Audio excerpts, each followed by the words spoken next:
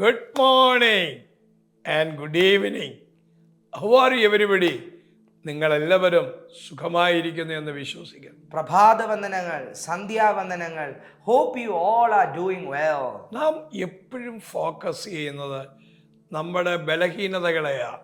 Always we tend and try to focus on our weaknesses. എന്നാൽ നമ്മുടെ ബലഹീനതകളെ മാറ്റാൻ കഴിവുള്ള യേശുവിനെ നാം ഫോക്കസ് ചെയ്യണം. But it's important that you focus upon Jesus, who is able to take away our weaknesses. 2 Corinthians chapter 12 verse 9 പറയുന്നു, എൻ്റെ കൃപ നിനക്ക് മതി.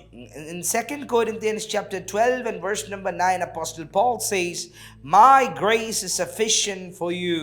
നിങ്ങളുടെ ബലഹീനതകളിൽ ഫോക്കസ് ചെയ്യാതെ ദൈവത്തിൻ്റെ ശക്തിയിൽ ഫോക്കസ് ചെയ്യുക. Do not focus on your weaknesses, rather focus on the strength of God. പൗലോസ് തൻ്റെ ജീവിതത്തിലെ ശൂലത്തെ നോക്കി ആ ബലഹീനത നോക്കി ഇരിക്കുമ്പോൾ ആമേൻ അത് മാറ്റുവാൻ പറയുമ്പോൾ യേശു തമ്പുരാൻ പറയുകയാണ്, പൗലോസേ എൻ്റെ കൃപ നിനക്ക് മതി. Apostle Paul was looking at his weaknesses and trying to complain himself, trying to put himself into a position, but the Lord was saying, Apostle Paul, my grace is sufficient for you.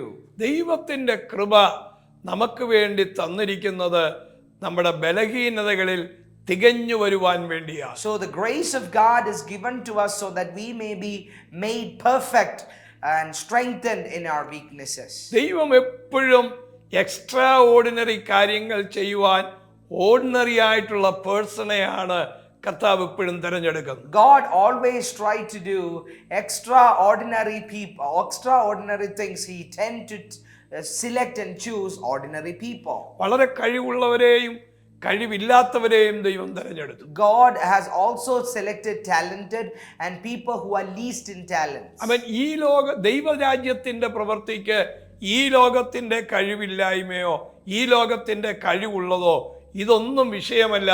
ഇത് വേറൊരു പാർട്ടാണ്, ഇത് വേറൊരു വിഷനാണ്, വേറൊരു ദൗത്യമാണ്. അത് ദൈവിക ദൗത്യമായതുകൊണ്ട് ദൈവശക്തിക്ക് മാത്രമേ ആ ദൗത്യം ഫുൾഫിൽ ചെയ്യുവാൻ കഴിയൂ. So for the kingdom of God, for the work of God, you got to understand it's a different kind of a ministry, it's a different kind of a work, and God has a greater purpose hidden behind everything. ലോകത്തിന്റെ വളരെ സാമർഥ്യമുള്ള ഒരു വ്യക്തിക്കോ പണമുള്ള ഒരു വ്യക്തിക്കോ ഈ വേല ദൈവത്തിന്റെ ഹിതപ്രകാരം ചെയ്തു തീർക്കാൻ പറ്റത്തില്ല. ദൈവഹിതപ്രകാരം ചെയ്യണമെങ്കിൽ ദൈവഹിതത്തിലേക്ക് നാം വരുമ്പോഴാണ് നാം ഉപയോഗിക്കപ്പെടുന്നത്. Those people who are really smart cannot be performed in a certain way in the ministry or in the work of God.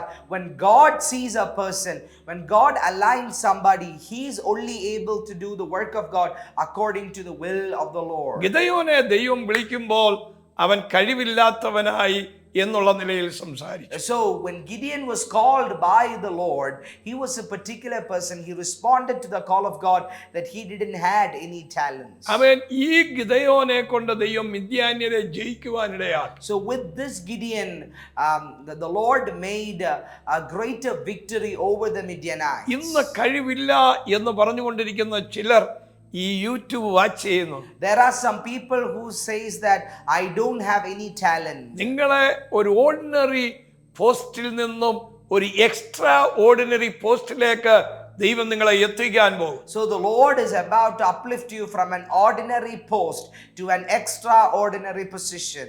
ആമേൻ. നിങ്ങൾക്ക് ദൈവത്തിന്റെ നിയോഗത്തിലേക്ക് എത്തിക്കൊള്ളുക. ആ ദൈവ നിയോഗപ്രകാരം നിങ്ങൾ എത്തേണ്ട പോസ്റ്റിൽ നിങ്ങൾ എത്താൻ പോകും. So let me tell you, dear children of God, make sure that you walk in the appointment of God, and God is about to make you reach at God's divine position.